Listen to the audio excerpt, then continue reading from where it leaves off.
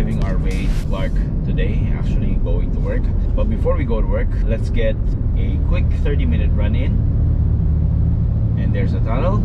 Mag 30-minute run tama pa. It's just gonna be a foundation run, which is mostly going to be zone 2, sandwiched between zone 1 warm-up and cool down. We're gonna do our run at Filinvest Mimosa because that's gonna be the venue for the Trifactor Run Bike Run Duathlon, which we're going to join, and which is going to happen in just a little less than 2 weeks from now.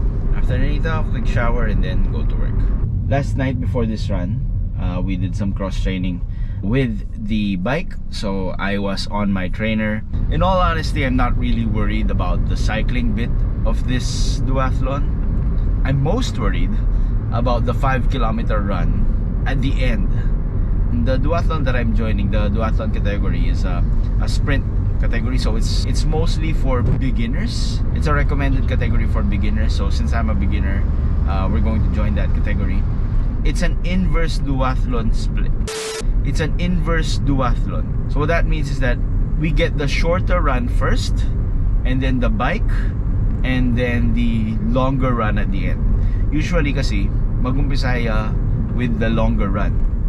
So that's the case with like a standard duathlon, like the new Clark City duathlon happening on July, which we also joined. Now for this one, since it's inverse, it's gonna be a 2.5-kilometer run first, followed by a 20-kilometer bike, and then finishing off with a 5-kilometer run. That for me sounds quite challenging because you've already got tired legs from the first 2 legs, so to speak, and you still have a 5K to go. I'm pretty average at running because I've been focusing mostly on cycling. I really didn't see myself joining any of these events. Yeah, but here we are. Let's see how it goes. Alright, so we're now here at Filinvest Mimosa. A lot of people don't know this. The grounds, actually everything in here, is open to the public. So if you wanna just park your car, do a run around here, or go ahead and bike around, it's totally fine. It's very bike friendly. They have bike lanes, and then they have wide roads, great for joggers and great for runners. Okay, let's do this.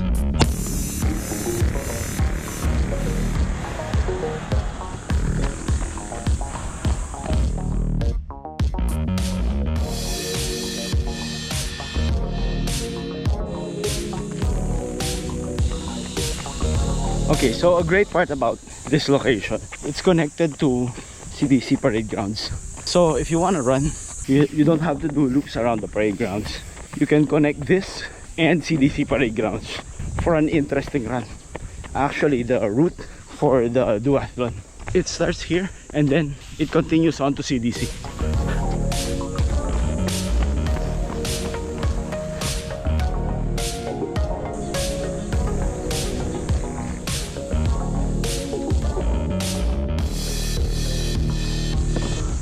Okay, that was the run done. Tomorrow it's gonna be another bike day on the trainer, and then on Saturday it's gonna be a long ride. Actually, let's fast forward to Saturday right now.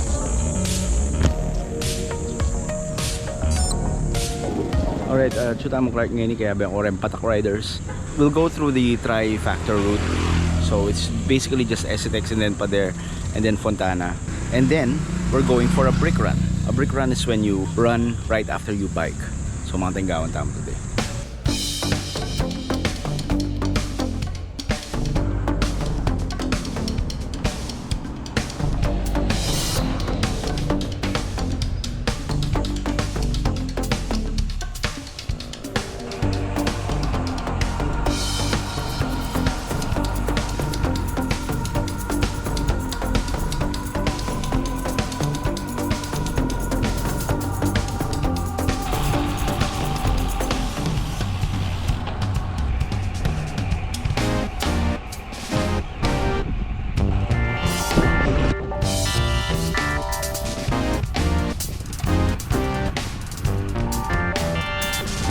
So that's halfway done may kaya kami kaning STX. Yun paukyat na pader. So this is actually the hard part. The first part of the bike leg is going to be a lot of downhill descent. So it's pretty easy to run 30 kilometers upwards to 40 kilometers per hour. But this time,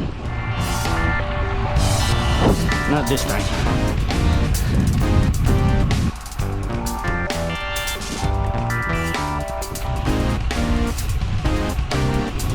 Okay, arguably the hardest, or definitely the hardest segment of this race is going up the wall pader uphill.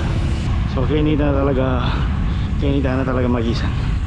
So the strategy is you have to preserve up until the end, up until the steep hills of pader, so that you can power through that at a reasonable pace. And then after that, descend Fontana, which gives you a time to recover, ready for the long run part, the third leg of the race. Kaldi ka naman.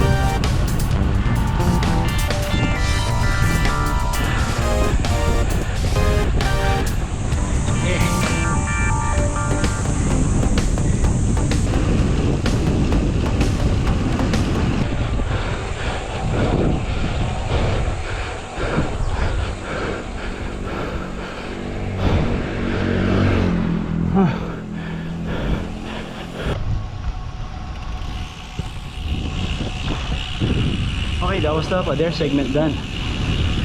I did not expect to go over 150 beats per minute on my heart rate, but there you go. Nearest na 160.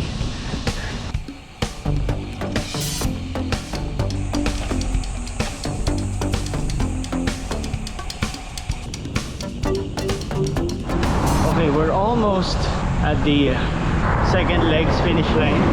So it will start, the event, as I said, will start and end here at Filinvest, Mimosa.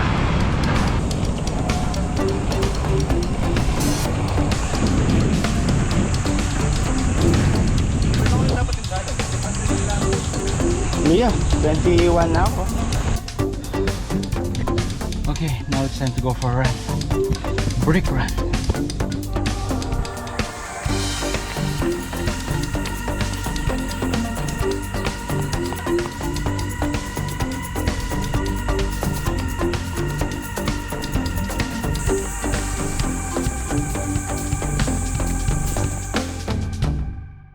Ayan po yung bike rack sponsor tamo, Lodi, Israel, Porto.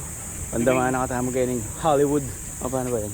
Ito, adjust mo to. Oo. Adjust mo to. Para mag-fit dun sa bike, dun sa trunk sedan. mo. Oo. Ah, okay. Tapos lock. Yan, i-adjust mo. Yan ang maganda din eh. Tatlo yung pag-adjust niya para yung angle makuha mo talaga. Wow. Tapos yung ano naman pala, no? Yung mismong frame, yung sasakay, no? Okay, ayos.